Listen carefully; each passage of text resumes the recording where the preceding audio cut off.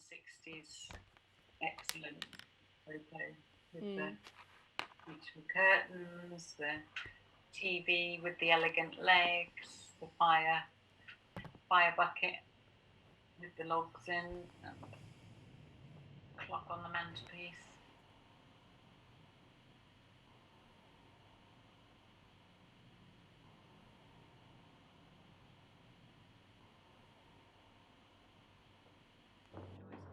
That's Ben. Yeah, so that must have just been a holiday that they had together. Same windbreak though on the. Yeah.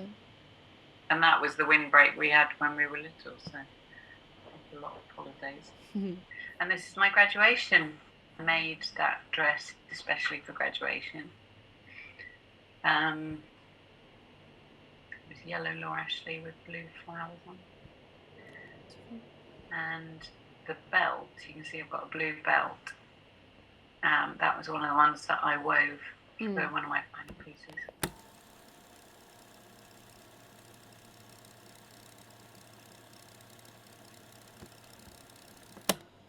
You talked so nice and clearly, and it was just like having you in the room with us.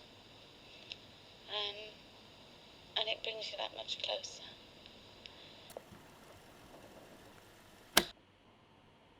This is of your granny and her 2 sisters, and her 1 brother. This is of my great-grandmother, her mother, her father, her 2 sisters, and 1 brother. Now that there's the one in the middle.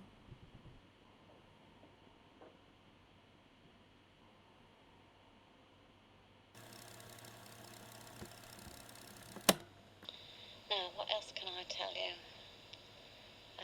Every thought, apart from when you're doing your things for church or you're doing your household chores, all you do is tick school and collect for school and cut out and make for school. Is this your papa? Yeah, that's Papa. And that was on his 90th birthday. Okay. Yeah. I think he died that year. We had his 90th party, but I don't think he survived to the next one. So that's on her honeymoon as well. And that next one where she's knitting on her honeymoon.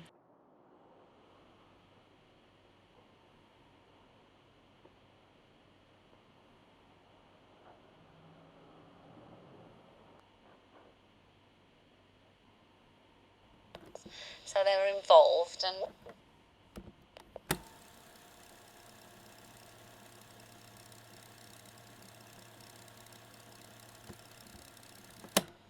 Auntie Eileen was always the beautiful blonde, and Granny always felt like she was the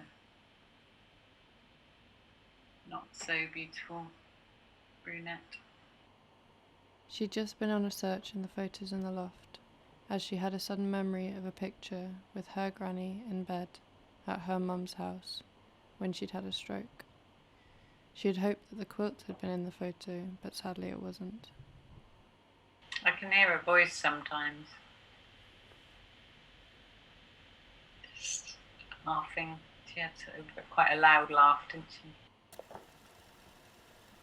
it was lovely. Papa and Granny were smashing.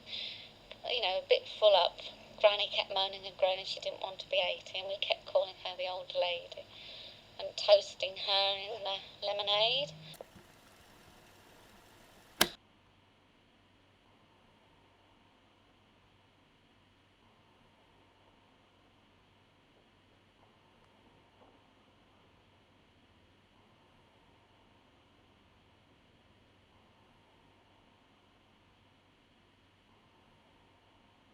So that car was called Sylvia because it was the silver colour.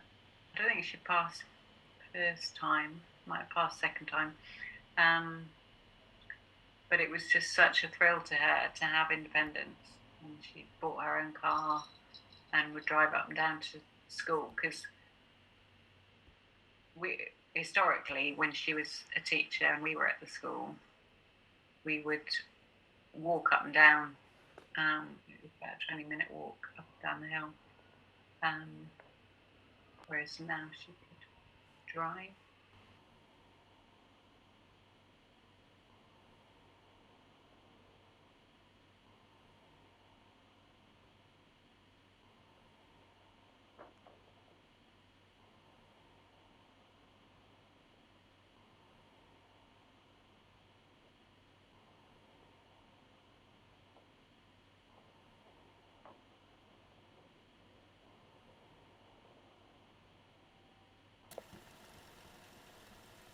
When Pat called on Granny Dryme with the letters, she said, "Have a look in my attic, Pat." So Pat did. "What have you found?"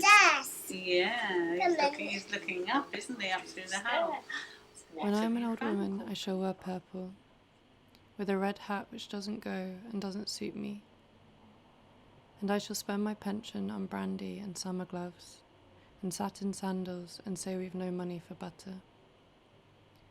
I shall sit down on the pavement when I'm tired and gobble up samples in shops and press alarm bells, and run my stick along the public railings, and make up for the sobriety of my youth.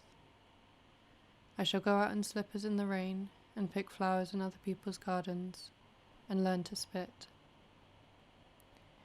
You can wear terrible shirts and grow more fat and eat 3 pounds of sausages at a go, or only bread and pickle for a week, and hoard pens and pencils and beer mats and things in boxes. But now we must have clothes that keep us dry, and pay our rent, and not swear in the street, and set good examples for the children.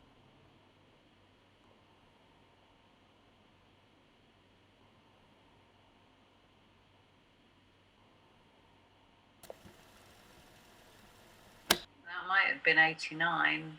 Hmm. Well, no, because my granny looks like she's not in a wheelchair, is she? So No, she looks quite well. yeah, so no, it would have been before that, maybe 87. And we spoiled Granny all we could. Papa was his usual self, you know, a bit tearful and smashing grace, toasting absent friends, and we all wish you'd have been there.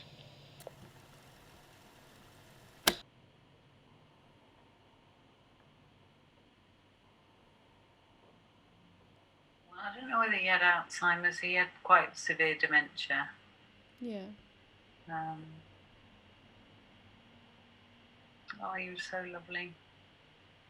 I just loved him. He was just so lovely.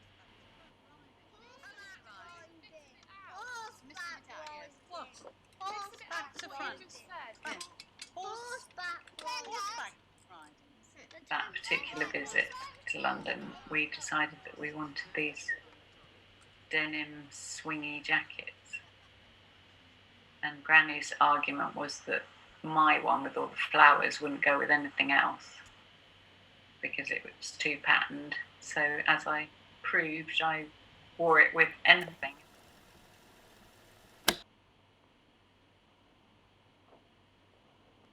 That was in 86. So that was my first visit home after 2 years.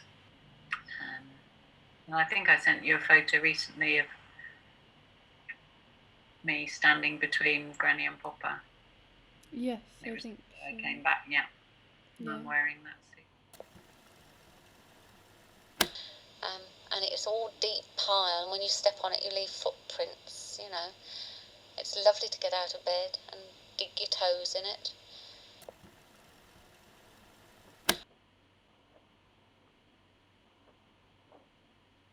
So what year did they get married? 57. Granny was 22.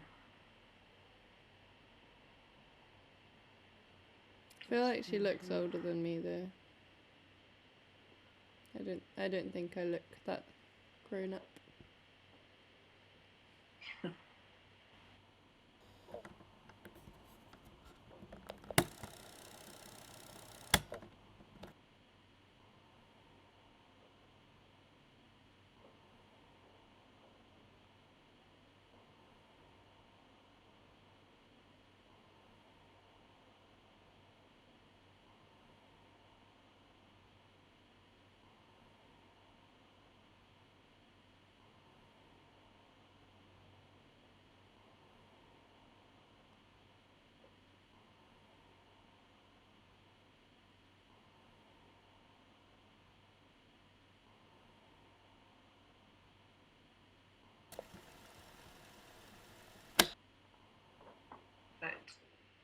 on this cassette tape I was listening to, it could have been Granny talking about that situation, in the same way that I used to speak about Grandad now, longing for him to come and live with me and wanting to do the right thing and stuff. But my granny had had several strokes by that time. But by that time she couldn't do anything, so it wasn't like she could sit and do stitching or knitting or anything. She'd lost the use of one of her hands. And that really upset her because her speech was slurred and she couldn't make herself understood. And she used to get really frustrated because she'd be trying to tell you something and she just couldn't get the words out. And also, she knew that she used to be able to do so much beautiful stitching and stuff. And now she just couldn't. She just sat there and couldn't do anything.